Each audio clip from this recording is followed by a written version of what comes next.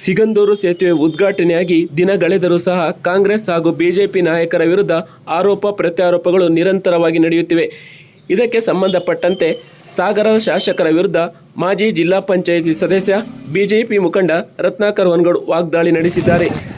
ಸಿಗಂದೂರು ಸೇತುವೆ ಉದ್ಘಾಟನೆಗೆ ಬಂದಂತಹ ಲೋಕೋಪಯೋಗಿ ಸಚಿವ ಸತೀಶ್ ಜಾರಕಿಹೊಳಿ ಅವರನ್ನು ಉದ್ಘಾಟನೆಗೆ ಹೋಗದಂತೆ ಸಾಗರದ ಶಾಸಕ ಗೋಪಾಲ್ ಕೃಷ್ಣ ಬೇಳೂರು ದಿಕ್ಕು ತಪ್ಪಿಸಿದ್ದಾರೆ ಎಂದು ಆರೋಪ ಮಾಡಿದರು. ಸತೀಶ್ ಜಾರಕಿಹೊಳಿ ಅವರು ಸೇತುವೆ ಉದ್ಘಾಟನೆಯ ಕೆಲವು ದಿನಗಳ ಮೊದಲು ಸೇತುವೆ ಉದ್ಘಾಟನೆಗೆ ಹೋಗುತ್ತೇನೆಂದು ಪ್ರತಿಕ್ರಿಯಿಸಿದರು. ಅದರಂತೆ ಉದ್ಘಾಟನೆಗೆ ಸಾಗರಕ್ಕೂ ಸಹ ಬಂದಿದ್ದರು. ನಂತರ ನಡೆದ ಬೆಳವಣಿಗೆಯಲ್ಲಿ ಸತೀಶ್ ಜಾರಕಿಹೊಳಿ ಉದ್ಘಾಟನೆಗೆ ಹೋಗದೆ ವಾಪಸ್ ಹೋಗಿದ್ದರು. ಇದನ್ನೆಲ್ಲ ನೋಡಿದರೆ ತಾಲೂಕಿನ ಶಾಸಕರು ದಿಕ್ಕು ತಪ್ಪಿಸುವ ಕೆಲಸವನ್ನು ಮಾಡಿದ್ದಾರೆ. ಮುಖ್ಯಮಂತ್ರಿ ಬದಲಾವಣೆಯ ಚರ್ಚೆ ನಡೆಯುತ್ತಿರುವ ಸಂದರ್ಭದಲ್ಲಿ ಬ್ಲ್ಯಾಕ್ ಮೇಲ್ ತಂತ್ರವನ್ನು ಅನುಸರಿಸಿ ಕಾಂಗ್ರೆಸ್ ನಾಯಕರು ಉದ್ಘಾಟನೆಗೆ ಹೋಗದಂತೆ ನೋಡಿಕೊಂಡಿದ್ದಾರೆ ಎಂದು ಆರೋಪ ಮಾಡಿದರು. ಅಭಿವೃದ್ಧಿ ಕಾರ್ಯಗಳಿಗೆ ಅಪಪ್ರಚಾರ, ಅಸಹಕಾರ ತೋರಿದರೆ ಕ್ಷೇತ್ರವನ್ನು ಅಭಿವೃದ್ಧಿ ಮಾಡುವುದು ಅಸಾಧ್ಯವಾಗುತ್ತದೆ.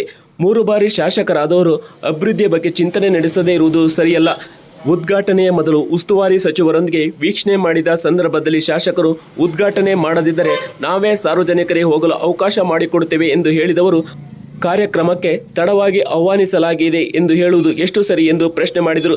ಸೇತುವೆ ನಿರ್ಮಾಣ ಕಾರ್ಯದಲ್ಲಿ ಇವರ ಕೊಡುಗೆ ಏನೂ ಇರದ ಕಾರಣ ಅಪಪ್ರಚಾರ ಮಾಡುವ ಕೆಲಸವನ್ನು ಮುಂದುವರಿಸಿಕೊಂಡು ಹೋಗುತ್ತಿದ್ದಾರೆ ಎಂದು ದೂರಿದರು.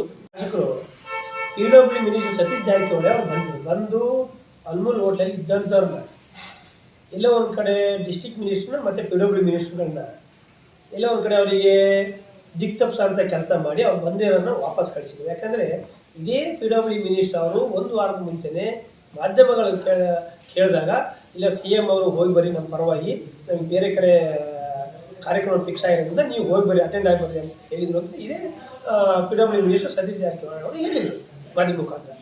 ಅದ್ರ ಪ್ರಕಾರ ಅವರು ಸಹ ಬಂದಿದ್ರು. ಆಮೇಲೆ ಡಿಸ್ಟ್ರಿಕ್ಟ್ ಮಿನಿಸ್ಟ್ರು ಸಹ ನಾವು ಹೋಗ್ತೀವಿ ಅಂತ ಹೇಳಿದ್ರು. ಮುಖ್ಯಮಂತ್ರಿ ಬರ್ಬೋದು ಅಥವಾ ಇಲ್ಲಾಂದರೆ ನಾವೆಲ್ಲರೂ ನಮ್ಮ ಮಂತ್ರಿಮಂಡಲದವರು ನಾವು ಹೋಗಿ ಬರ್ತೀವಿ ಅಂತ ಹೇಳಿದ್ರು. ಅದು ಎಲ್ಲ ಒಂದು ಕಡೆ ಇದನ್ನೆಲ್ಲವೂ ಈ ತಾಲೂಕಿನ ಶಾಸಕರು ದಿಕ್ ತಪ್ಪಿಸೋಂಥ ಕೆಲಸ ಮಾಡಿದ್ದಾರೆ. ಅಲ್ಲೆಲ್ಲ ಒಂದು ಕಡೆ CM ಬದಲಾವಣೆ ಆಗೋಂಥ ಮುಂದಿನ ಮಾಧ್ಯಮದಲ್ಲಿ ನಾನು ಕೇಳಿದ್ದು ಸಂದರ್ಭದಲ್ಲಿ ನಮ್ಮ ನಾಯಕರು ಹಾಲಪ್ಪನವ್ರು ಹೇಳ್ದಂಗೆ ಯಾವ ಟೀಮಿಗೆ ಹೋಗ್ಬೇಕು ಅಂತೇಳಿ ಅಲ್ಲಿ ಬೇರೆ ಏನಾಗಿದೆಯೋ ಗೊತ್ತಿಲ್ಲ. ಹಾಗೆ ಎಲ್ಲ ಒಂದು ಕಡೆ ಈ ಶಾಸಕರ ಮಾತಿಗೆ ಅವರು ಕಿವಿ ಕೊಟ್ಟು ನಲ್ಲಕ್ಕ ಎಲ್ಲ ಒಂದು ಕಡೆ ಎಲ್ಲ ಬಂದಾಗ ವಾಪಸ್ ಹೋಗಿದ್ದಾರೆ. ಅದ್ರ ಮುಂದುವರೆದಾಗ ನಾನು ಹೇಳೋದು ಏನಂದರೆ, ಆ ಮೊನ್ನೆ ಈ ತಾಲೂಕಿನ ಶಾಸಕರು ಶಿವಮೊಗ್ಗದಲ್ಲಿ ಏನೋ ಪ್ರೆಸ್ ಮೀಟ್ ಮಾಡಿದ್ದಾರೆ. ಬಹಳ ಒಂದು ಆತುರದಲ್ಲಿ ಮಾತಾಡಿ ಏನಿಲ್ಲ, ಏನು ಈ ಥರ ಅಧಿಕಾರಿಗಳನ್ನ ಸಸ್ಪೆಂಡ್ ಮಾಡಬೇಕು, ನಾನು ಆದೇಶ ಕೊಡ್ತಾ ಇದ್ದೀನಿ, ನಾನು ಸರ್ಕಾರಕ್ಕೆ ಹೇಳ್ತಾ ಇದ್ದೀನಿ ಅಂತ. ಎಲ್ಲ ಒಂದು ಕಡೆ ಅವರು ಕೇಂದ್ರ ರಾಷ್ಟ್ರೀಯ ಹೆದ್ದಾರಿ ಮಂತ್ರಿಗಳು ಬಂದರು, ಅವರು ಡೇಟ್ ನಿಗದಿಯಾಗಿದೆ ಅಂತ ಸಂದರ್ಭದಲ್ಲಿ ಆ ಹೆದ್ದಾರಿಯ ರಾಷ್ಟ್ರೀಯ ಸಂಬಂಧಪಟ್ಟಂಥ NH ರೋಡಿಗೆ ಸಂಬಂಧಪಟ್ಟಂಥ ಅಧಿಕಾರಿಗಳು ಸಹಜ. ಆದರೆ ಅಧಿಕಾರಿಗಳು ಏನೇ ಸಹಕಾರ ಕೊಡಲಿ ಅಂತ ನೀವು ಬರದೇ ಹೋದರೂ ಒಂದು ವೇಳೆ ಅಧಿಕಾರಿಗಳ ಮುಖಾಂತರ ಸಹಕಾರ ಕೊಡಿಸ್ಬೇಕಾಯ್ತು.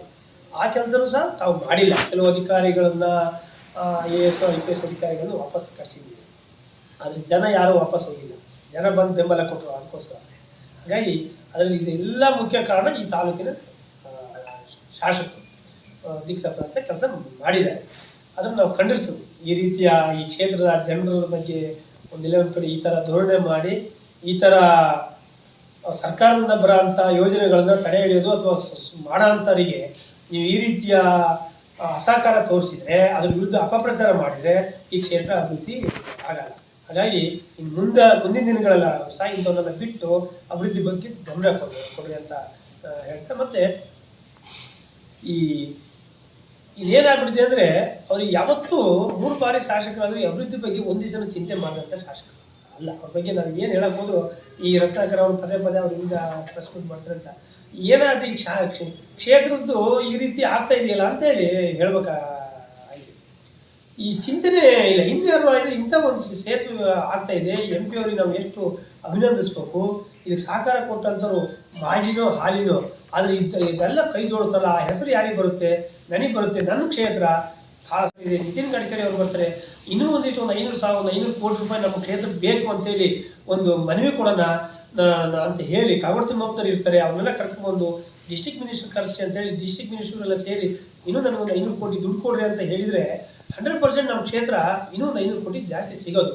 ಯಾಕಂದರೆ ಈ ನಿತಿನ್ ಗಡ್ಕರಿಜಿ ಅವ್ರ ಬಗ್ಗೆ ಇಡೀ ಎಲ್ಲರಿಗೂ ಗೊತ್ತಿದೆ. ಇಡೀ ದೇಶದಲ್ಲಿ ಯಾವುದೇ ರಾಜ್ಯ ಸರ್ಕಾರಗಳಿದ್ರೂ ಸಹ ಅವ್ರ ಬಗ್ಗೆ ಎಲ್ಲ ಒಂದು ಕಡೆ ಅವ್ರು ಎಲ್ಲೂ ತಾರತಮ್ಯ ಮಾಡಲ್ಲ ಅನ್ನೋದಕ್ಕಾಗಿ ಅವ್ರ ಬಗ್ಗೆ ಒಂದು ಗೌರವ ಇದೆ. ಇಲ್ಲಿ ನಮ್ಮ ಶಿವಮೊಗ್ಗದಲ್ಲೂ ಅಷ್ಟೇ ಸಂಸದರ ಬಗ್ಗೆ ಇಡೀ ರಾಜ್ಯದಲ್ಲಿ ಅದೇ ರೀತಿಯ ಒಂದು ಗೌರವ ಇದೆ. ಸಂಸದರು ಆ ರೀತಿ ಮಾಡಲ್ಲ ಅಂತ. ಈಗ ನಿನ್ನೆ ಸಂಸದರು ಹೇಳಿದರು, ಮುಖ್ಯಮಂತ್ರಿಗಳಿಗೂ ಗಮನ ನಾನು ಹೇಳಿದ್ದೀನಿ ಬರ್ರಿ ಅಂತೇಳಿ. ಯಾಕಂದರೆ ಅವರು ಯಾವತ್ತೂ ನನಗೆ ಹೆಸರು ಬೇಕು ಅಂತ ಯಾವತ್ತೂ ಮಾಡ್ತಾ ಇಲ್ಲ. ಅವರು ಅಭಿವೃದ್ಧಿ ಮಾಡಿದಕ್ಕಾಗಿ ಅವರಿಗೆ ಹೆಸರು ಬಂದಿದೆ ಬಿಟ್ಟರೆ ಅವ್ರ ಜನರಿಂದ ಸುಮ್ಮನೆ ಪೋಸ್ಟ್ ಕೊಟ್ಟು ಹೆಸರು ಮಾಡಿದಾರಲ್ಲ. ಅವರು ಅಭಿವೃದ್ಧಿ ಮಾಡಿ ಸಾಬೀತುಪಡಿಸಿ ಅವರಿಗೆ ಶಿವಮೊಗ್ಗದ ರಾಘಣ್ಣನವರು ಒಳ್ಳೆಯ ಕೆಲಸ ಮಾಡ್ತಾರೆ, ಅಭಿವೃದ್ಧಿ ಬಗ್ಗೆ ಚಿಂತನೆ ಇದೆ ಅಂತ ಜನ ಮಾತಾಡ್ತಾ ಇದ್ದಾರೆ. ಆ ದೃಷ್ಟಿಯಿಂದನೇ ಇವತ್ತು ಅವ್ರ ಕಾಳಜಿಯಿಂದನೇ ಇವತ್ತು ಸಿಗಂದೂರು ಸೇತುವೆ ಇಷ್ಟು ಫಾಸ್ಟಾಗಿ ಅದು ಮುಗಿದಿದೆ. ಮತ್ತು ಹಾಲಪ್ಪನವರ ಸಹಕಾರದಿಂದ ಈ ಕ್ಷೇತ್ರದ ಶಾಸಕರಾಗಿದ್ದಾಗ ಮಾಜಿಯವರು ಆದಮೇಲೂ ಸಹ ಅವ್ರಿಗೆ ಸಹಕಾರ ಕೊಟ್ಟಿದ್ದಾರೆ. ಆಮೇಲೆ ಇದು ಒಂದೇ ಅಭಿವೃದ್ಧಿ ಅಲ್ಲ, ರೈಲ್ವೇದಿರ್ಬೋದು, ವಿಮಾನ ನಿಲ್ದಾಣ ಇರ್ಬೋದು, ಎಲ್ಲದಕ್ಕೂ ಸಹ ರಸ್ತೆಗಳಿಗಿರ್ಬೋದು, ಈ ರೀತಿಯ ಕೇಂದ್ರ ಸರ್ಕಾರದಿಂದ ಏನೇನು ಬರಬೇಕು ಅದನ್ನು ಶಕ್ತಿ ಮೀರಿ ಅದನ್ನು ತಂದು ಇವತ್ತು ಅಭಿವೃದ್ಧಿ ಮಾಡಿದ್ದಾರೆ. ಅಂಥ ಅಭಿವೃದ್ಧಿ ಮಾಡೋಂಥ ಸಂಸದರ ಜೊತೆ ಇವರು ಕೈ ಜೋಡಿಸಿದ್ದು ಸಹಕಾರ ತಗೊಂಡು ಅಭಿವೃದ್ಧಿ ಮಾಡೋಬಿಟ್ಟು ಅವ್ರ ವಿರುದ್ಧ ಅವರಪ್ಪನ ಮೈಯಿಂದ ತಂದ್ರ ಇವರಪ್ಪನ ಮೈಯಿಂದ ತಂದ್ರ ಅಂತ ಉಡಾಪೆ ಮಾತಾಡ್ತಾ ಈ ರೀತಿ ಹೋದರೆ ನೀವು ಕ್ಷೇತ್ರ ಅಭಿವೃದ್ಧಿ ಮಾಡ್ತೀರಾ? ಕಾಗೋಡು ತಿಮ್ಮಪ್ಪನವರು ಎಷ್ಟು ವರ್ಷದಿಂದ ಸೋತಾರೆ, ಎಷ್ಟು ಸರಿ ಸೋತಾರೆ, ಎಷ್ಟು ಸರಿ ಗೆಲ್ತಾರೆ. ಆದರೆ ಅವರು ಕೆಲಸ ಮಾಡೋ ಅಂಥವ್ರ ಜೊತೆಗೆ ಕೈ ಜೋಡಿಸಿ ಅಭಿವೃದ್ಧಿ ಮಾಡಿದ್ರು. ಇವಾಗ ಕಾಗೋಡು ತಿಮ್ಮಪ್ಪನವರು ಸ್ಪೀಕರ್ ಆದಂಥ ಸಂದರ್ಭದಲ್ಲಿ ಗಡ್ಕರ್ಜಿ ಅವ್ರನ್ನ ಹೋಗಿ ಭೇಟಿ ಮಾಡಿ ಸಂಸದರು ಕರ್ಕೊಂಡು ಹೋಗಿ ಯಡಿಯೂರಪ್ಪನವ್ರು ಕರ್ಕೊಂಡು ಹೋಗಿ ಅಲ್ಲಿ ಹೋಗಿ ಇದನ್ನ ಕೊಡಲೇಬೇಕು ಅಂತೇಳಿ ಅವರು ಕೈ ಜೋಡಿಸಿದ್ದಾರೆ. ಹಾಗಾಗಿ ಮೊನ್ನೆ ಪಾಪ ಕಾಗೋಡು ತಿಮ್ಮಪ್ಪನವರಿಗೆ ಗೌರವ ಕೊಟ್ಟಿಲ್ವಾ? ಅವರಿಗೆ ಅಧಿಕಾರ ಇರಲಿಲ್ಲ. ಆದರೆ ಇಡೀ ನಮ್ಮ ಬಂದ ಎಲ್ಲ ಸಂಸದರು ಅಂತ ಹಿಡಿದು ಗಡ್ಕರ್ಜಿ ಅವರು ಎಲ್ಲರೂ ಯಡಿಯೂರಪ್ಪನವರಿಗೆ ತಿಮ್ಮಪ್ಪನವರಿಗೆ ಗೌರವ ಕೊಟ್ಟಿಲ್ವಾ? ಹಾಗೆ ಇವ್ರು ಬಂದರೆ ಗೌರವ ಕೊಡ್ತಿರಲ್ಲ, ಗೌರವ ಕೊಡ್ತಾರೆ. ಇವರಷ್ಟು ಇವರು ಯಾಕಂದರೆ ಇವ್ರ ಕೊಡುಗೆನೇ ಇಲ್ಲ. ಅಲ್ಲಿ ಕೊಡುಗೆ ಇಲ್ಲದಕ್ಕೆ ಇವರಿಗೆ ಹೋಗಿ ಮುಜುಗರಾಗಿ ಉಳ್ಕೊಂಡು ಇವರು ಅವ್ರ ಮೇಲೆ ಆರೋಪ ಮಾಡಿದ್ರೆ, ಹಾಗಾಗಿ ಈ ಆರೋಪಗಳೆಲ್ಲ ಸುಳ್ಳು. ಇನ್ನು ಮುಂದಿನ ದಿನಗಳಲ್ಲಿ ಈ ರೀತಿಯ ಅಭಿವೃದ್ಧಿ ಬಗ್ಗೆ ಅಪಪ್ರಚಾರ ಮಾಡಿದ್ರೆ ಮುಂದಿನ ದಿನಗಳಲ್ಲಿ ಜನ ತಕ್ಕ ಪಾಠ ಕಲಿಸ್ತಾರೆ.